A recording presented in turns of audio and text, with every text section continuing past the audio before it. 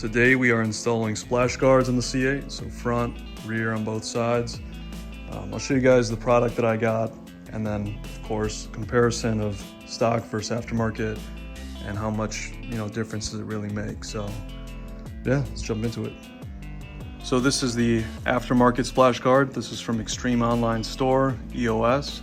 You can see it's painted carbon flash, so it'll match the other trim on the car. But the biggest thing is this piece that sticks out. This is what you'll see on the outside. You can tell it's about 1.5 inches out further. So the OEM piece, it doesn't offer really any protection. GM offers one, but it's a lot smaller than this. I wanted this because it'll kind of blend in with the paint too, not just a plastic piece. So yeah, you can see there are clips. There's no tape needed. You just pop off the stock ones and then pop these in, and there's a bolt on the bottom. So I'll show you guys how to take off the stock piece. All you really need is a 7mm and then one of these trim removal pieces. Looking at the fronts, this is the front tire right here. You can see the 7mm is right here. So you just have to get under there and take that out.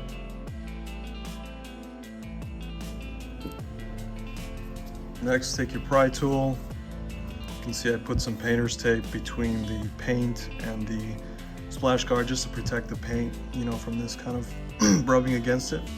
But put some painter's tape there, and you can, as you kind of start prying it open, you'll see the clips in there. So you want to put this between the clip and the piece attached to the fender and just kind of pry the clip out. So just got to kind of work at it, but I recommend putting some painter's tape here just to protect the paint on your car. All right, got the first one off here. You can see it looks exactly like the aftermarket one without the added protection there. So you have to really pry these off. I found that this type of tool doesn't really work that well, but when I switched to this, I can actually angle this onto the guard itself and pull the guard out using this. This wasn't really, it was just kind of pushing along the edges here. You can see there's kind of a gap.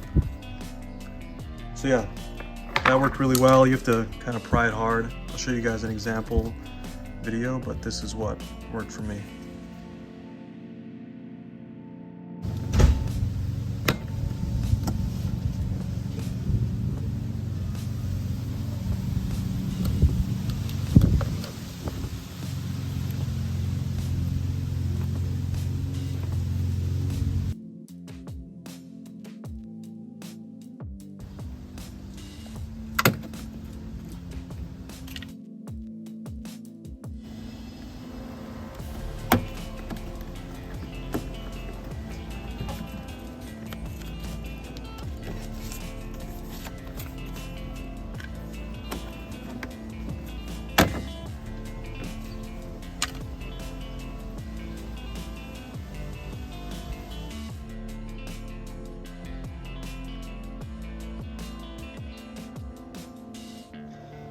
All right, moving on to the rear, go underneath, take the 7mm bolt off, and then you can start to take the guard off.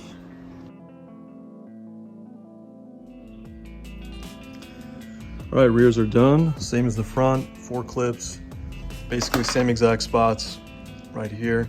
Be more careful with the rears. These feel like plastic. These actually came out a lot easier than the front. That's what I noticed, but I'll show you guys an example of when I'm prying it in the when I do the other side.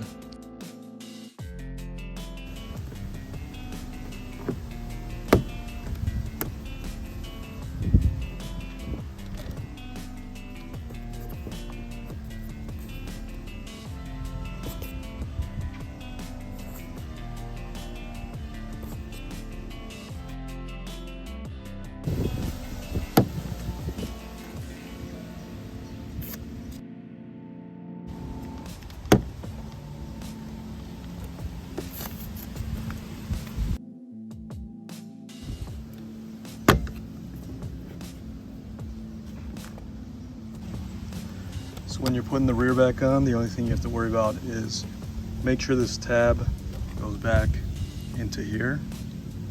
You'll see that on both sides. And then Other than that, there's only an extra clip. So on the back, aftermarket, there's 5 clips. You'll see there is a tab down here, and that's what you press it into. All right, what I did was start from the bottom, push the bottom clips in, and then work your way up. Then once you're done with that, make sure you take the bolt and put this back on the bottom. For the fronts, same amount of clips, there's 4, but you have to make sure you put these 2 tabs in. I'll show you where. But same amount of clips, you just pop them up starting from the bottom and work your way up. So in the front, you can see the first tab goes in here on the top. The bottom one, you can see in here, goes right into there. So make sure you put the tabs in and then press it, work your way up into the clips.